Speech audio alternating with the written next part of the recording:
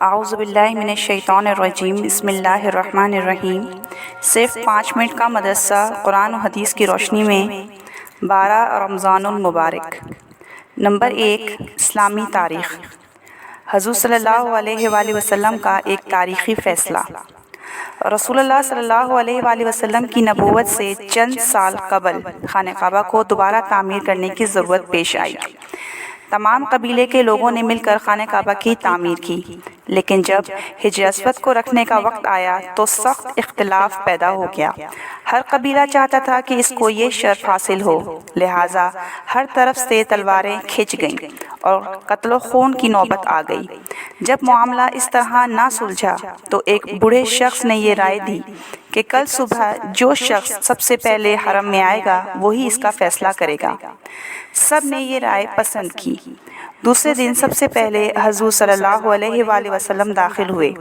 آپ صلی اللہ علیہ وآلہ وسلم کو دیکھتے ہی سب بول اٹھے، یہ امین ہیں، ہم ان کے فیصلے پر راضی ہیں۔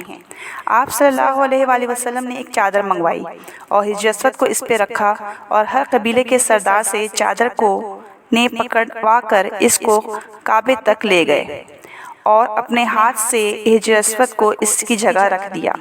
اس طرح آپ صلی اللہ علیہ وآلہ وسلم کے ذریعے ایک بڑے فتنے کا خاتمہ ہو گیا۔ نمبر 2، حضور صلی اللہ علیہ وآلہ وسلم کا معجزہ، پہاڑ کا ہلنا۔ رسول اللہ صلی اللہ علیہ وآلہ وسلم ایک مرتبہ احد پہاڑ پر چڑھے۔ آپ صلی اللہ علیہ وآلہ وسلم کے ساتھ حضرت ابوبکر، عمر اور عثمان رضی اللہ تعالیٰ عنہ اجمعین بھی تھے۔ وہ پہاڑ ہلنے لگا۔ رسول اللہ صلی اللہ علیہ وآلہ وسلم نے پہاڑ پر اپنا پاؤں مار کر فرمایا، اے احد ٹھہر جا، تجھ پر ایک نبی، ایک صدیق اور 2 شہید ہیں۔ تو وہ ٹھہر گیا۔ نمبر 3، ایک فرض کے بارے میں، اذان سن کر نماز کے لیے نہ جانا۔ رسول اللہ صلی اللہ علیہ وآلہ وسلم نے فرمایا، سراسر ظلم، کفر اور نفاق ہے اس شخص کا فعل جو اللہ کے منادی یعنی مؤذن کی آواز سنے اور نماز کو نہ جائے۔ نمبر 4، ایک سنت کے بارے میں، گناہوں سے معافی کی دعا۔ اپنے گناہوں سے معافی مانگنے اور اللہ تعالیٰ سے رحم و کرم طلب کرنے کے لیے یہ دعا کرنی چاہیے۔ یہ حضرت آدم و حوا علیہ السلام کی دعا ہے جو انہوں نے اپنے معافی کے لیے اللہ تعالیٰ سے کی تھی۔ ربنا ظلمنا انفسنا وان لم تغفر لنا وترحمنا لنکونن من الخاسرین۔ ترجمہ، اے ہمارے رب، ہم نے اپنی جانوں پر بڑا ظلم کیا، اگر آپ ہماری مغفرت نہیں فرمائیں گے اور رحم نہیں کریں گے تو ہمارا بڑا نقصان ہو جائے گا۔ نمبر 5، ایک اہم عمل کی فضیلت، غلطی معاف کرنے کا بدلہ۔ رسول اللہ صلی اللہ علیہ وآلہ وسلم نے فرمایا، قیامت کے دن ایک پکارنے والا پکارے گا کہ کہاں ہیں وہ لوگ جو لوگوں کی غلطیاں معاف کر دیا کرتے تھے؟ وہ اپنے پروردگار کے حضور میں آئیں اور اپنا انعام لے جائیں، کیونکہ ہر وہ مسلمان جس کی لوگوں کی معاف کرنے کی عادت تھی وہ جنت میں جانے کا حقدار ہے۔ نمبر 6، ایک گناہ کے بارے میں، حضرت عیسیٰ علیہ السلام کو خدا ماننا۔ قرآن میں اللہ تعالیٰ فرماتا ہے، یقیناً وہ لوگ کافر ہو چکے جنہوں نے یوں کہا کہ مسیح ابن مریم ہی خدا ہے، حالانکہ خود حضرت عیسیٰ علیہ السلام نے بنی اسرائیل سے کہا تھا کہ تم اس اللہ کی عبادت کرو جو میرا بھی رب ہے اور تمہارا بھی رب ہے۔ یقین جانو، جو شخص اللہ کے ساتھ کسی کو شریک کرے گا تو اللہ تعالیٰ اس پر جنت حرام کر دے گا اور اس کا ٹھکانہ جہنم ہے، اور ایسے ظالموں کا کوئی مددگار نہیں ہوگا۔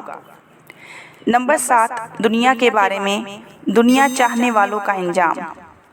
قرآن میں اللہ تعالیٰ فرماتا ہے، جو کوئی دنیا ہی چاہتا ہے تو ہم اس کو دنیا میں جتنا چاہتے ہیں جلد دے دیتے ہیں، پھر ہم اس کے لیے دوزخ مقرر کر دیتے ہیں جس میں قیامت کے دن ذلت و رسوائی کے ساتھ دھکیل دیے جائیں گے۔ نمبر 8، آخرت کے بارے میں، قیامت کے دن کے سوالات۔ رسول اللہ صلی اللہ علیہ وآلہ وسلم نے فرمایا، انسان کے قدم قیامت کے دن اللہ کے سامنے سے اس وقت تک نہیں ہٹیں گے جب تک ان سے 5 چیزوں کے بارے میں سوال نہ کر لیا جائے۔ نمبر 1، اس کی عمر کے بارے میں کہ اس کو کہاں ختم کیا۔